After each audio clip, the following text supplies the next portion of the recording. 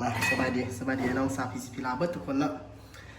มื้อนี้สิมารีวิวปืน3กระบอก3รุ่นที่งานเรายังมีอยู่เนาะแต่ว่ารุ่นอื่นก็ยังมีเนาะแต่ว่ามื้อนี้เฮ็ด3รุ่นนี้ไปก่อนเนาะ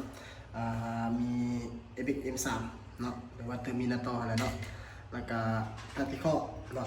Tactical ตัวนี้เป็นทางอารมณ์เนาะแล้วก็ Recovery เนาะแล้วก็ตัวนี้พิเศษมาใหม่เนาะ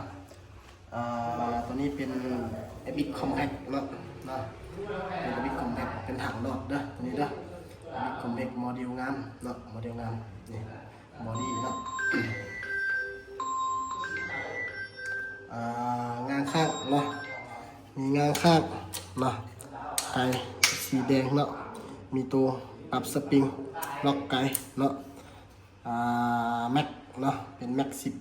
10ตัวนี้เป็น14นัดเนาะสามารถล็อกได้เนาะสามารถล็อกแม็กได้เนาะถังเป็นถังเนาะเป็นถังเนาะงามมีรางสามารถจับขาซ้ายได้เนาะตามนี้เลยเนาะเก็บเสียงเป็นเก็บเสียงเกมเต็กตัวนี้เบาเด้อเก็บเสียงได้ 95% แล้วตัวนี้เด้อตัวนี้เป็นเก็บเสียง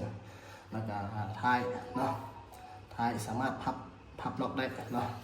ล็อกเลยเด้อตัวนี้เด้อรุ่นนี้หรือว่าแข็งแรงเนาะสามารถล็อกเลยสามารถล็อกได้เนาะถ้าเขาจะปลดเขาก็มายันไหลตัวนี้เนาะรุ่นอื่นจะมาล็อกได้เนาะมีแต่รุ่นเดียวนี่สามารถล็อกได้เนาะตามนี้เลยเนาะใครน้องคนไหนสนใจทักมาได้เลยเนาะต่อไปเนาะเป็นพัตติคอนะสิว่าไว้เลยเนาะพัตติคอเนาะ พัตติคอปี 2025เด้อตัวนี้เด้อมีล็อกไกขึ้นคอนตัวนี้มีรุ่นขึ้นคอนเนาะแล้วก็งาข้างเนาะกล้องเป็นกล้อง Discovery ถังอลูมิเนียมเนาะเรามี40แล้วก็50เนาะถ้าไอ้น้อง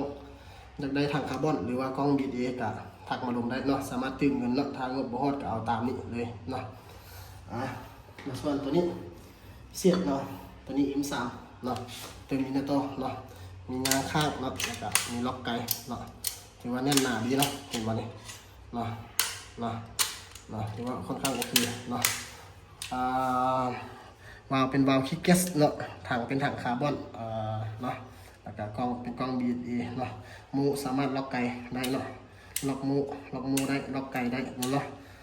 ตัวนี้เป็นปี 2025 เต็มนะถังห้องเล็กเนาะห้องเล็กเป็น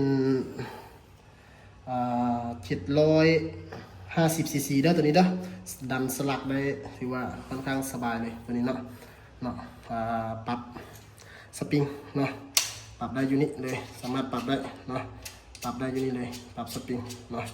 แข็งอ่อนเอาตามใจมากเลยเนาะไอ้น้องคนใดสนใจสามารถทักมาได้เก็บเสียงแม่นของเราเป็นรุ่นเกมเต็กเด้อตัวเบาตัวนี้เบาที่สุดเนาะ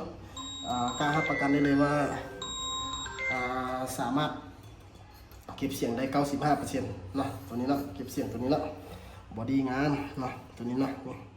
สามารถเซฟไกล็อกไกได้สบายเนาะตัวนี้ไอ้น้องคนใดสนใจสามารถติดต่อมาได้ตามเบอร์โทรนะเบอร์โทรนี้เลยเนาะติดต่อมาทางเบอร์WhatsAppนี่เนาะ02097548182เนาะสามารถติดต่อมาทางเบอร์WhatsAppเบอร์นี้ได้ขอขอบใจ